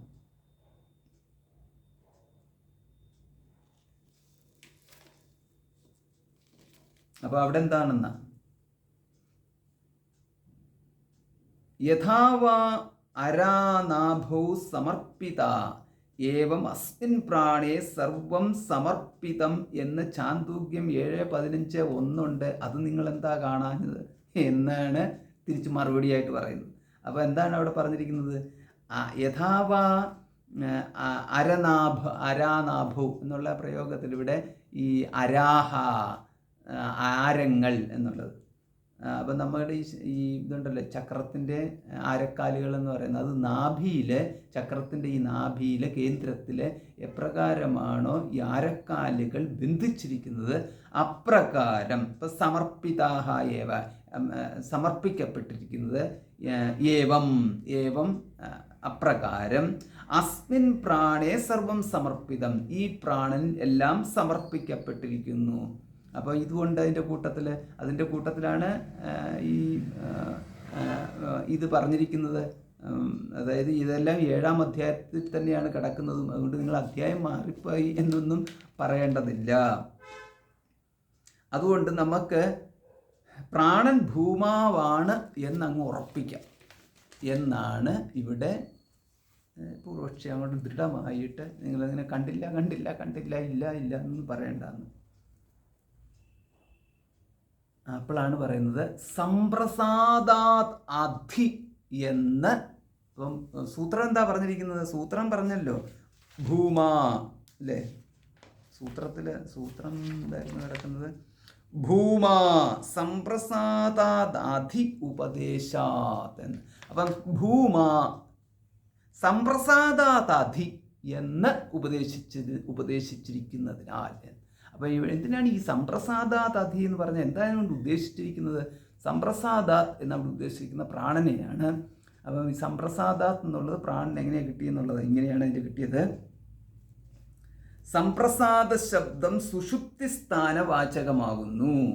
സുഷുപ്തി അവസ്ഥയിൽ ജീവൻ സമ്യക്കാകും വണ്ണം പ്രസാദിക്കുന്നുവെന്നാണ് സംപ്രസാദ ശബ്ദത്തിൻ്റെ നിർവചനം. ഇപ്പം പ്രസാദം, സംപ്രസാദം ഇത്രയേ ഉള്ളൂ. പ്രസാദം പ്രസാദിച്ചിരിക്കുക, അവിടെ സംപ്രസാദം എന്ന് പറഞ്ഞാൽ നല്ലവണ്ണം പ്രസാദിച്ചിരിക്കുന്നു എന്നുള്ളത്. അപ്പോൾ നല്ലവണ്ണം പ്രസാദിച്ചിരിക്കുന്നത് എപ്പോഴാണ് എന്ന് പറഞ്ഞു കഴിഞ്ഞാൽ ഉറക്കത്തിൽ. എത്രയാണ് ഇതാണ്. അതുകൊണ്ടാണ് നമ്മൾ ശാന്തം എന്ന് പറയുന്നത്. നല്ലവണ്ണം പ്രസാദിച്ചിരിക്കുമ്പോഴാണ് അത്യധികം ശാന്തം എന്നുള്ളത്. അപ്പോൾ ഇത് രണ്ടും കൂടെ ഒന്നിച്ചു പോകണം. നല്ലവണ്ണം പ്രസാദിച്ചിരിക്കുന്നു, അത്യധികം ശാന്തമായിരിക്കുന്നു, അതുതന്നെയാണ് ഏറ്റവും സുഖവും എന്ന് പറയുന്നത്. അപ്പോൾ ഇതെല്ലാം ഒന്നിച്ചു പോകും. അപ്പോൾ എന്നിങ്ങനെ ഉണ്ടല്ലോ. അപ്പോൾ അവിടെ നമ്മൾ കാണേണ്ടതാണ് ഈ ബൃഹദാരണ്യക ഉപനിഷത്തിലെ സ്വപ്ന ജാഗ്രതാവസ്ഥകളോടുകൂടി ചേർന്ന് ഉള്ള ഈ അവസ്ഥയിൽ സുഷുപ്തിയിൽ പ്രാണൻ ജാഗരിതനാകുന്നു, സ്വപ്രവൃത്തിയെ നടത്തുന്നു. ഇവിടെ അതുകൊണ്ട് പ്രാണനെയാണ് സംപ്രസാദൻ എന്ന് ലക്ഷണയാ നിർവചിച്ചിരിക്കുന്നത് എന്ന്. അപ്പോൾ ഇവിടെ ഈ സംപ്രസാദാത് അധി എന്നുള്ള പ്രയോഗം ഉള്ളതിനാൽ സംപ്രസാദത്തിനെ അതിക്രമിച്ചു നിൽക്കുന്നു എന്നുള്ള പറച്ചിലിൽ ഇവിടെ എന്താണ് ഇവിടെ ഉദ്ദേശിച്ചിരിക്കുന്നത്? പ്രാണനെ തന്നെയാണ്. കാരണം ഈ ഏറ്റവും അത്യധികം സുഖം എന്ന് പറയുന്നത് സുഷുപ്തിയാണ്. ആ സുഷുപ്തിയിൽ നമുക്ക് എന്തെങ്കിലും ഒന്ന് വ്യാപരിക്കുന്നുണ്ടെങ്കിൽ അത് പ്രാണനാണ്. അപ്പം പ്രാണനാണ് ഭൂമ എന്നുണ്ടെങ്കിൽ അവിടെ നമുക്ക് പ്രത്യേകിച്ച് ഇനിയിപ്പോൾ ഈ ശോകത്തെ അതിക്രമിക്കുവാൻ വേണ്ടി എന്തിനെ നേടണം? അത് ഭൂമാവിനെ നേടിയാൽ മതി എന്നിടത്ത് സുഷുപ്തിയെ നേടിയാൽ മതി എന്ന് പറഞ്ഞു കഴിഞ്ഞാൽ അതർത്ഥം ശരിയാവത്തില്ല. കാരണം സുഷുപ്തി എല്ലാവരും ഉറങ്ങിയാൽ മതി. ഇനിയിപ്പം ഉറങ്ങിയാൽ മതി എന്നുണ്ടെങ്കിൽ പിന്നെ ഉപദേശിക്കാനും പോകുന്നതിന് അർത്ഥവുമില്ല, പിന്നെ ഉപദേശത്തിനും അർത്ഥമില്ല. ഇനിയിപ്പം പ്രാണനെ നേടിയാൽ മതി എന്ന് പറഞ്ഞു കഴിഞ്ഞാൽ ഉറക്കത്തിൽ ശാന്തമായിട്ടിരിക്കുമ്പോൾ പോലും ജാഗ്രതയിൽ നിൽക്കുന്നതാണ് ഉണർന്നിരിക്കുന്നത്. അതായത് പ്രവൃത്തിയിൽ വ്യാപൃതനായിരിക്കുന്ന പ്രാണനാണ് അവിടെ. എന്തെങ്കിലും ഒരു അധികാരം ആർക്കെങ്കിലും ഉണ്ടെങ്കിൽ പ്രാണനാണുള്ള അധികാരം. ആ പ്രാണൻ അതുകൊണ്ട് അവിടെ ഏറ്റവും അത് രാജപദവിയാണ് പ്രാണൻ എന്ന് പറയാം. എന്നാൽ പ്രാണനാണ് എല്ലാം നിയന്ത്രിക്കുന്നത്. മനസ്സവിടെ ആർക്കും നിയന്ത്രിക്കാൻ പറ്റത്തില്ല. പൂർണ്ണ അധികാരം. അതായത് നമ്മളെ വേറൊരർത്ഥത്തിൽ പറഞ്ഞു കഴിഞ്ഞാൽ ഈ രാത്രിയിൽ എല്ലാവരും ഉറങ്ങിക്കിടക്കുമ്പോൾ ഈ റോന്ത് ചുറ്റുന്ന ഈ കാവൽക്കാരനുണ്ടല്ലോ, അപ്പം അവിടുത്തെ പൂർണ്ണ അധികാരിയാണ്. ആ സമയത്തെ കാവൽക്കാരൻ പൂർണ്ണ അധികാരിയാണ്. അപ്പോൾ അതേമാതിരി എടുത്താൽ മതി. ഉണർന്നിരിക്കുമ്പോൾ ഇവിടെ പല അധികാരികളും ഉണ്ട്, പക്ഷേ എല്ലാവരും ഉറങ്ങിക്കിടക്കുമ്പോൾ ആരാണെന്ന് അധികാരി? ഇപ്പം കള്ളന്മാരിൽ നിന്ന് രക്ഷിക്കണം, എന്ത് ആപത്തിൽ നിന്നും. അപ്പോൾ ഈ ഉണർന്ന എല്ലാവരെയും കാത്തുകൊണ്ട് നടക്കുന്ന ഒരുവൻ എന്ന് പറയുന്നത് പ്രാണനാണല്ലോ. അതുകൊണ്ട് അവിടെ ഈ എത്ര ഉത്കൃഷ്ടത്വം അവിടെ പ്രാണന് പറഞ്ഞാലും ആ ഭൂമൻ ശബ്ദം ഈ പ്രാണൻ അവിടെ കൊടുക്കുക സാധ്യമല്ല. കാരണം സംപ്രസാദാത് അധി എന്ന് എടുത്തു പറഞ്ഞിരിക്കുന്നതിനാൽ അതായത് സുഷുപ്തിക്കും അതീതമായിട്ടാണ്. അപ്പം സുഷുപ്തിയിലും ഉത്കൃഷ്ടനായിട്ട് ആരെങ്കിലും ഒന്ന് പറയാമെന്നുണ്ടെങ്കിൽ പ്രാണനെ പറയാൻ പറ്റത്തുള്ളൂ. അതിനും ഉപരിയായിട്ട് എന്ന് പറയുമ്പോൾ സുഷുപ്തി അവസ്ഥയാണ്, അതിന് അവിടെ അവസ്ഥയ്ക്ക് ഉപരിയാണ് എന്ന് പറയുക സാധ്യമല്ല. അപ്പോൾ അവിടുത്തെ എന്തെങ്കിലും ഒരു ചേതനത്വം എന്ന് പറയാനുള്ളത് അവിടുത്തെ പ്രാണനാണുള്ളത്. ആ പ്രാണനെ അതുകൊണ്ട് ഇവിടെ ലക്ഷണയാ എന്ന് ലക്ഷീകരിച്ചിരിക്കുന്ന പ്രാണനെയാണ്. അതുകൊണ്ട് ഇവിടെ പ്രാണനെ അധി എന്ന് പറയാം. അധി എന്ന് പറഞ്ഞാൽ അതിക്രമിച്ച് നിൽക്കുന്നതെന്നർത്ഥം. അപ്പോൾ അങ്ങനെ വന്നു കഴിയുമ്പോൾ പ്രാണനെ എടുക്കരുത് എന്ന് വ്യക്തമായിട്ടുള്ള നിർദ്ദേശമാണ് അവിടെ കൊടുത്തിരിക്കുന്നത്.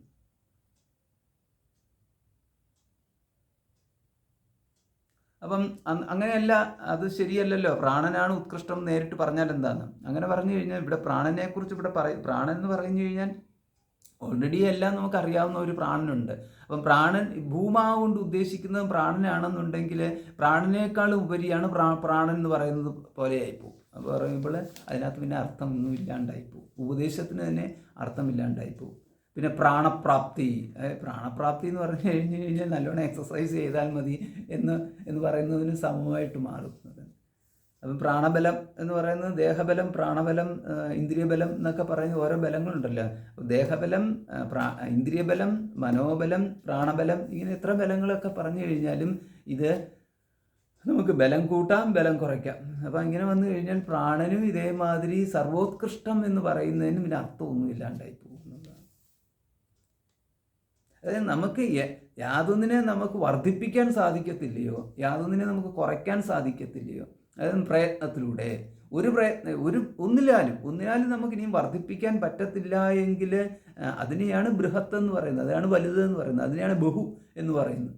ഇവിടെ നമുക്ക് പ്രാണശക്തി എന്ന് പറയുന്നത് നമുക്ക് വർദ്ധിപ്പിക്കാൻ കുറയ്ക്കാം. സാധാരണഗതിയിലാണ് പ്രാണന് ബലം, പ്രാണബലം തന്നെ സംഭവിക്കുന്നു, പ്രാണക്ഷയം സംഭവിക്കുന്നു, പ്രാണനാശം സംഭവിക്കുന്നു, ഇങ്ങനെ പലതും ഉണ്ടല്ലോ. അപ്പോൾ അതുകൊണ്ട് പ്രാണനാശം എന്ന് പറഞ്ഞു കഴിഞ്ഞാൽ നമ്മളൊരു ചെറിയ അർത്ഥത്തിലെടുത്താൽ മതി, മിനിമം അർത്ഥത്തിലെടുത്താൽ മതി. പ്രാണം എന്ന് പറഞ്ഞാൽ സമ്പൂർണ്ണ പ്രാണനാശമല്ല ഉദ്ദേശിക്കുന്നത്, ഒരു ചെറിയ അർത്ഥത്തിൽ പ്രാണനാശമൊക്കെ സംഭവിക്കുന്നുണ്ട്.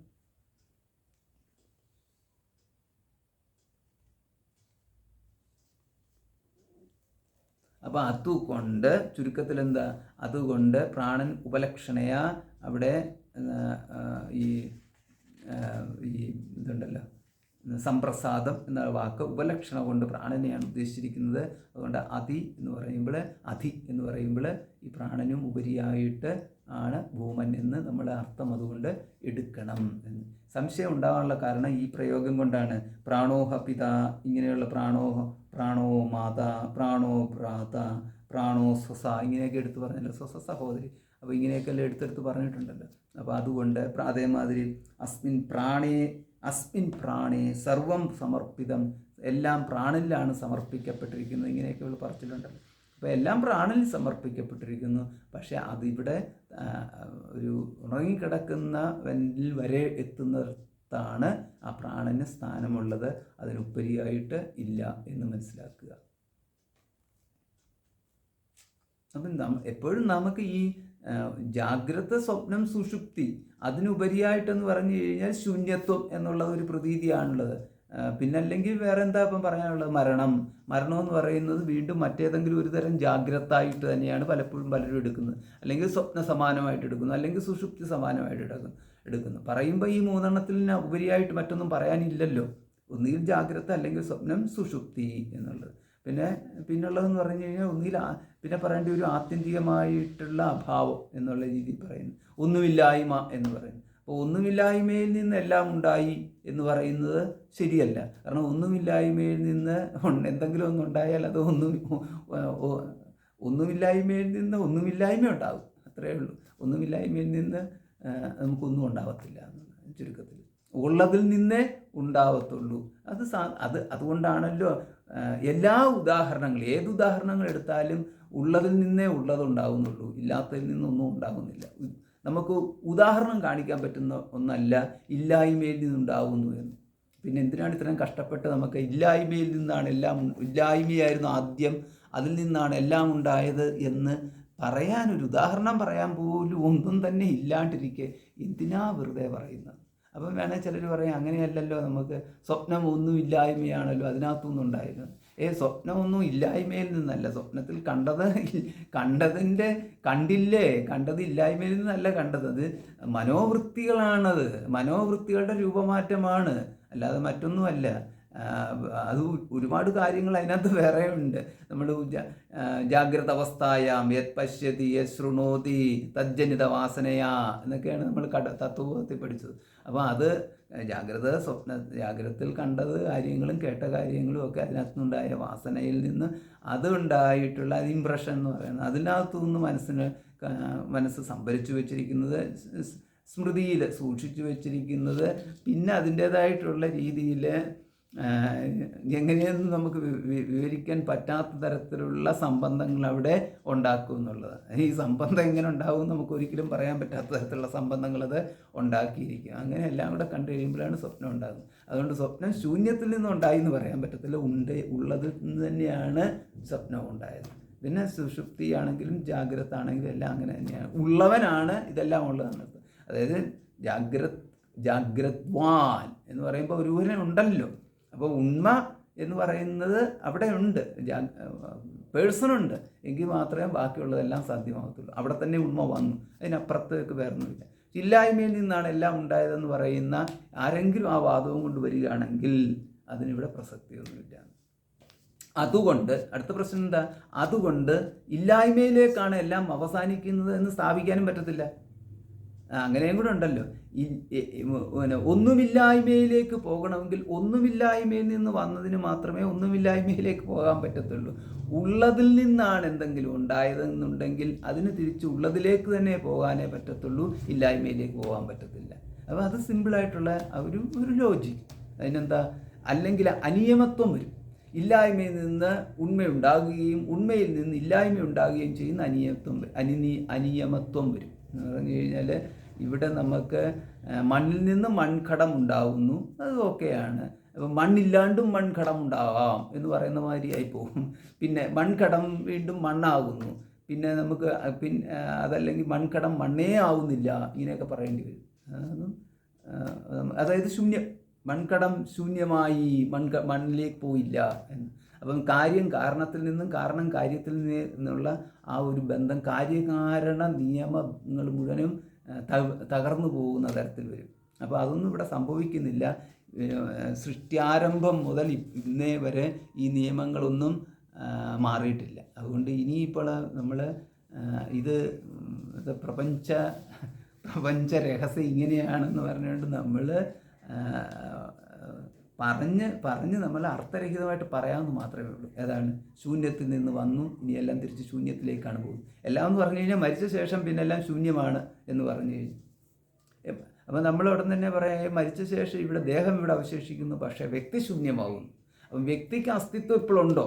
ഇതാണ്, വ്യക്തിക്ക് ദേഹത്തിൽ നിന്നും ഭിന്നമായിട്ടൊരു അസ്തിത്വം ഇല്ല എന്ന് പറഞ്ഞാൽ, അപ്പം ദേഹത്തിൽ നിന്നും ഭിന്നമായിട്ട് അസ്തിത്വം ഇല്ല എന്ന് പറഞ്ഞു കഴിഞ്ഞാൽ ഇതാണ് ഒരു സ്ട്രോങ് ആയിട്ട് എല്ലാവരും കൊണ്ടുവരുന്നൊരു കാര്യം. ഇതാണ്, ദേഹത്തിൽ നിന്നും ഭിന്നമായിട്ടൊരു അസ്തിത്വം ഇല്ല എന്ന്. ദേഹത്തിൽ നിന്നും ഭിന്നമായിട്ട് ബോധമുണ്ടോ? അപ്പോൾ അങ്ങനെയാണെന്നുണ്ടെങ്കിൽ ബോധം ദേഹത്തിൽ നിന്നും ഭിന്നമായിട്ട് ബോധമില്ല എന്ന് പറഞ്ഞാൽ, അങ്ങനെയാണെങ്കിൽ എപ്പോൾ ദേഹമുണ്ടോ അപ്പോഴെല്ലാം ബോധം ഉണ്ടായിരിക്കണമല്ലോ. അപ്പം ദേഹവും ബോധവും ഒന്നാണെന്ന് പറയേണ്ടി വരും. ദേഹവും ബോധവും ഒന്നാണോ രണ്ടാണോ എന്ന്? തീർച്ചയായിട്ടും രണ്ടാണെങ്കിൽ രണ്ടിനും അസ്തിത്വമുണ്ട്. അപ്പോൾ ദേഹം ഉള്ളത് കൊണ്ട് ബോധമുണ്ട്, ദേഹമില്ല എങ്കിൽ ബോധമില്ല. അതുകൊണ്ട് ദേഹത്തിൻ്റെ ഒരു ഗുണമാണ് ബോധം. ഇപ്രകാരം കൊണ്ടുവന്നു കഴിഞ്ഞാൽ ഇത് വേണമെന്നുണ്ടെങ്കിൽ ഇങ്ങനെ എടുക്കാം. അപ്പം ഈ ഇതുണ്ടല്ലോ, അപ്പം നീലത്താമര പോലെ അത് ഗുണഗുണീ സംബന്ധമുണ്ട്. അതേമാതിരി ദേഹവും ബോധവും തമ്മിൽ ഇതേമാതിരി ഗുണഗുണീ സംബന്ധമുണ്ടോ? അങ്ങനെയാണെന്നുണ്ടെങ്കിൽ ഈ നീലത്താമര എത്രത്തോളം കാലം താമരയുണ്ടോ അത്രത്തോളം കാലം നീലയുമുണ്ട്. അപ്പോൾ എത്രത്തോളം കാലം ദേഹമുണ്ടോ അത്രത്തോളം കാലം ബോധവുമുണ്ടെന്ന് പറയേണ്ടി വരും. പക്ഷേ നമുക്കറിയാം, ബോധമില്ലാത്ത മരണമെന്ന് പറഞ്ഞാൽ പിന്നെ ബോധമില്ലല്ലോ. പക്ഷേ പിന്നെയും ദേഹമുണ്ടല്ലോ. സൂക്ഷിച്ചു വെച്ച് കഴിഞ്ഞാൽ ഈ മമ്മി, ഈജിപ്തിലെ മമ്മിയെ മാതിരി മനുഷ്യനറിയാവുന്ന രീതിയിൽ അത് സൂക്ഷിച്ച് വെച്ച് കഴിയുമ്പോൾ ഇരിക്കുന്നത് നമ്മൾ കാണുന്നുണ്ടല്ലോ. വേണമെന്നുണ്ടെങ്കിൽ ഇനി ഒരു അല്പം പോലും ഒരു മാറ്റവും വരുത്താതെ വേണമെങ്കിൽ സൂക്ഷിക്കാവുന്ന പറ്റുകയാണെങ്കിൽ, പക്ഷേ അതുകൊണ്ട് ബോധം ഉണ്ടാവുന്നില്ലല്ലോ. അപ്പോൾ എന്ന് പറഞ്ഞാൽ രണ്ട് തന്നെയാണെന്ന് നമുക്ക് അതിനകത്തുനിന്ന് മനസ്സിലാക്കാം. അങ്ങനെയാണെങ്കിൽ അസ്തിത്വം രണ്ടിനും ഉണ്ടെന്ന് പറയേണ്ടി വരും. ബോധം വേറെ, ദേഹം വേറെ. അങ്ങനെയാണെങ്കിൽ അവിടെ അസ്തിത്വമുള്ള ബോധത്തിൻ്റെ ഇല്ലായ്മ എങ്ങനെ നിങ്ങൾക്ക് പറയാൻ പറ്റും? അസ്തിത്വമുള്ള ദേഹത്തിൻ്റെ ഇല്ലായ്മ ഓക്കെ, അതെങ്ങനെയാണ്? ആരും സമ്മതിക്കുന്നില്ല. അസ്തിത്വമുള്ള ദേഹത്തിന് പിന്നെ മറ്റൊരു രൂപത്തിൽ അസ്തിത്വമുണ്ട്. അങ്ങനെയാണെങ്കിൽ അസ്തിത്വമുള്ള ബോധത്തിന് മറ്റൊരു രൂപത്തിൽ അസ്തിത്വമുണ്ട് എന്ന് പറയാൻ പറ്റണമെങ്കിൽ അവിടെ എന്ത് യുക്തിയാണ് കൊണ്ടുവരാൻ പറ്റുക? ചുരുക്കത്തിൽ അവിടെ വന്നിട്ട് എല്ലാവർക്കും അങ്ങ് തടസ്സം ഉണ്ടാവും. ചിന്തയിലേക്ക് കൊണ്ടുവരാൻ പറ്റാത്ത തരത്തിലുള്ള ഒരു ഏരിയയായിട്ടത് മാറുന്നു എന്ന്. ഇതാണ് ശൂന്യമാണ് ഹേതു എന്ന് പറഞ്ഞാലുള്ള പ്രശ്നം. അസന്നേവ സഭവതി അസത് ബ്രഹ്മേതി ചേദ്വേദ എന്ന ഈ മന്ത്രമുണ്ടല്ലോ, സന്തമേനം തതോ വിദുരിതി, ഇങ്ങനെയൊക്കെയുള്ള പറയാൻ. ബ്രഹ്മേതി ചേദ്വേദ, ഇങ്ങനെ സത്താണ് എന്ന് പറഞ്ഞാൽ ഇവൻ സത്താണ്, സത്താണ് എല്ലാം എന്ന് പറഞ്ഞാൽ ഇവൻ സത്താണ്, അസത്താണെന്ന് പറഞ്ഞു കഴിഞ്ഞാൽ ഇവന് അസത്താണ്. അപ്പോൾ ഇങ്ങനെയാണ് അതുകൊണ്ട് ഭൂമൻ ഉദ്ദേശിക്കുന്നത് ആത്മാവിനെ തന്നെയാണ്. അതാണ്. അപ്പോൾ ഇങ്ങനെ പറയുന്നവൻ ഇവൻ സത്യം പറയുന്നു, അതിനാൽ ഇവൻ അതിവാദിയാണ്. സത്യത്തെ പറയുന്നവനാണ് അതിവാദി എന്ന് പറയുന്നത്.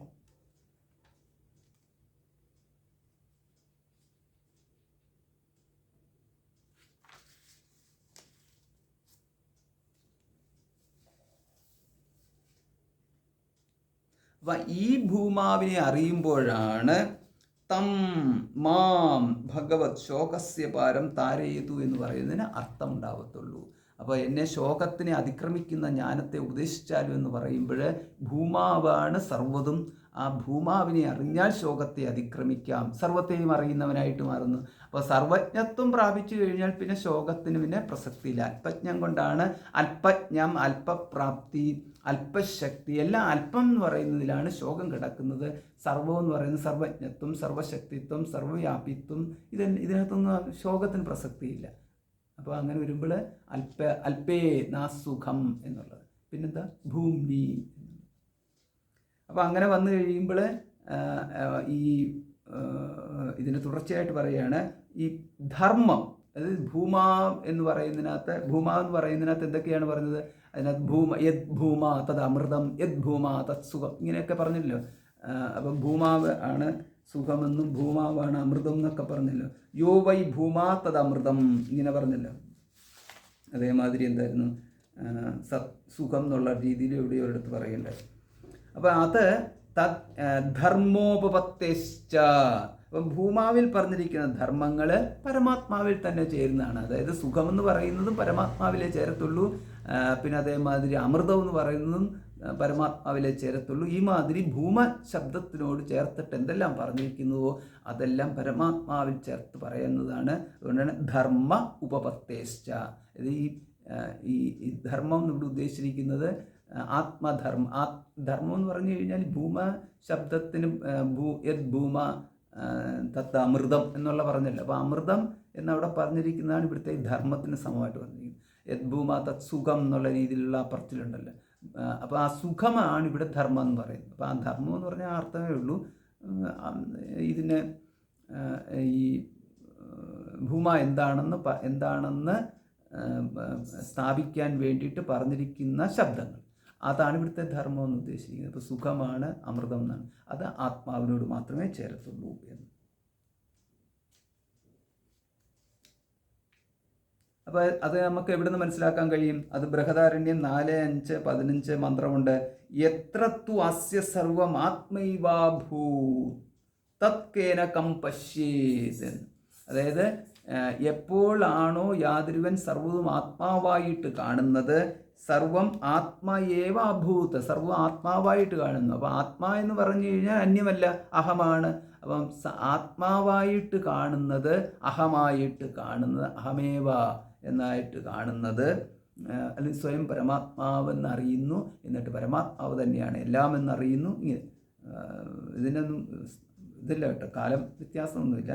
തത്കേന കമ്പശ്യേത്, ആ സമയത്ത് ആരെ കാണുന്നു, ആരെ കാണുന്നു എന്ന് ബൃഹദാരണ്യം 4:5-15 പറഞ്ഞിരിക്കുന്നു. എന്ന് പറയുമ്പോൾ ഈ ഭൂമ എന്ന് പറയുന്നത് അന്യശൃണോതി അന്യത് വിജാനാതി എന്നുള്ള പ്രയോഗമുണ്ടല്ലോ. മറ്റൊന്നിനെ കാണുന്നു എങ്കിൽ അവിടെ അത് ഭൂമാവല്ല, അല്പമാണ്. അന്യത്ത്, വേറൊന്നിനെ കാണുന്നില്ല, കേൾക്കുന്നില്ല, അറിയുന്നില്ല. അപ്പോൾ അത് തന്നെയാണ് തത്ര കേന കമ്പശ്യേത്. നമ്മൾ ഇതിനകത്തുകൊണ്ട് ഈശാവാസ്യത്തിലുണ്ട് ഇതേ മന്ത്രം തന്നെ. അപ്പോൾ തത്ര കേന കമ്പശ്യേത് എന്ന് പറഞ്ഞാൽ ആരെയും കാണുന്നില്ല, അന്യമായിട്ട്. അപ്പോൾ വ്യക്തമായി അവിടെയെല്ലാം നമുക്ക് വ്യക്തമാണ്. പരമാത്മാവിനെക്കുറിച്ച്, പരബ്രഹ്മത്തെക്കുറിച്ചാണ് അവിടെയെല്ലാം പറയുന്നതെന്നുണ്ടെങ്കിൽ ഇവിടെ ഭൂമശബ്ദത്തെക്കുറിച്ച് പറയുന്നിടത്തും അങ്ങനെ പറഞ്ഞിട്ടുള്ളതിനാൽ അത് തീർച്ചയായിട്ടും പരമാത്മാവിനെ തന്നെ. അതാണ് ധർമ്മ എന്നുള്ള ശബ്ദങ്ങൾ ഉദ്ദേശിക്കുന്നത്. അത് തന്നെയല്ല ഈ ആനന്ദം എന്ന് പറയുന്നത് പരമാത്മാവിനെ തന്നെയാണ്. അതുകൊണ്ട് ബൃഹദാരണ്യോപനിഷത്തിലെ 4:3-32 വ്യക്തമായിട്ട് പറയുന്നുണ്ട്, യേശു അസ്യ പരമാനന്ദ ഏതസ്യേവ ആനന്ദസ്യ അന്യാനി ഭൂതാനി മാത്രാമുപജീവന്തി. ആനന്ദസ്യ മാത്രം, ആനന്ദത്തിൻ്റെ ഈ ആനന്ദത്തിൻ്റെ ഒരു അല്പം കൊണ്ടാണ് അന്യാനി ഭൂതാനി എന്ന് പറഞ്ഞാൽ ബാക്കി എല്ലാ ഭൂതങ്ങളും എന്നുള്ള എല്ലാ ഭൂതങ്ങളും മാത്രം അന്യാനി ഭൂതാനി ഉപജീവന്തി, ജീവിച്ചു പോകുന്നതിൻ്റെ ഒരു തരി കിട്ടിയിട്ടാണ്, ഈ ആനന്ദത്തിൻ്റെ ഒരു തരി കിട്ടിയിട്ടാണ് ഈ ഭൂതങ്ങളെല്ലാം നമ്മൾ പറയുന്നില്ല, ജീവജാലങ്ങളെയാണ് ഈ ഭൂതങ്ങളെന്ന് വിളിച്ചിരിക്കുന്നത്. ഈ ഭൂതങ്ങളെല്ലാം ജീവിച്ചു പോകുന്നത് ആ ആനന്ദത്തിൻ്റെ ഒരു തരി കിട്ടിയിട്ടാണ് എന്ന് പറഞ്ഞത്. അതാണ് ഭൂമ എന്ന് പറയുന്നത്. ഇവിടെ പറഞ്ഞിരിക്കുന്നത് പരമാത്മാവിനെ കുറിച്ചാണ് പറഞ്ഞിരിക്കുന്നത്. അപ്പോൾ ആനന്ദം പരമാത്മാവാണെന്ന് ഇവിടെ പരാമർശിച്ചിട്ടുണ്ട്. അതുകൊണ്ട് ഭൂമശബ്ദം ആനന്ദത്തെ തന്നെയാണ് ഉദ്ദേശിച്ചിരിക്കുന്നത്. അതാണ് ധർമ്മ എന്നുള്ള വാക്ക് ചേർത്തിരിക്കുന്നത്. യോ വൈ ഭൂമ തദാമൃതം എന്ന്. അതഹ അന്യതാർത്ഥം. അപ്പോൾ ഈ അന്യതാർത്ഥം, ഇത് ബൃഹദാരണ്യക്ഷത്തിലെ മറ്റൊരു ശ്രുതിയാണിത്. 3:4-2 പറയുന്നു, അന്യത്തായിട്ട് വേറെയായിട്ട് എന്തൊക്കെയുണ്ടോ അതെല്ലാം ആർത്തം എന്നുള്ളതാണ്. ആർത്തം എന്ന് പറഞ്ഞാൽ നശിക്കുന്നതാണ്, ബാക്കിയുള്ളതെല്ലാം നശിക്കുന്നതാണ് എന്ന് വ്യക്തമായിട്ട് പറയുന്നുണ്ട്. അതുകൊണ്ട് ഭൂമ എന്ന് ഉദ്ദേശിച്ചിരിക്കുന്നത് പരമാത്മാവ് തന്നെയാകുന്നു. ഓം പൂർണ്ണമദഃ പൂർണ്ണമിദം പൂർണ്ണാത് പൂർണ്ണമുദച്യതേ പൂർണ്ണസ്യ പൂർണ്ണമാദായ പൂർണ്ണമേവാവശിഷ്യതേ. ഓം ശാന്തി ശാന്തി ശാന്തി. ഹരി ഓം. ശ്രീ ഗുരുഭ്യോ നമഃ. ഹരി ഓം.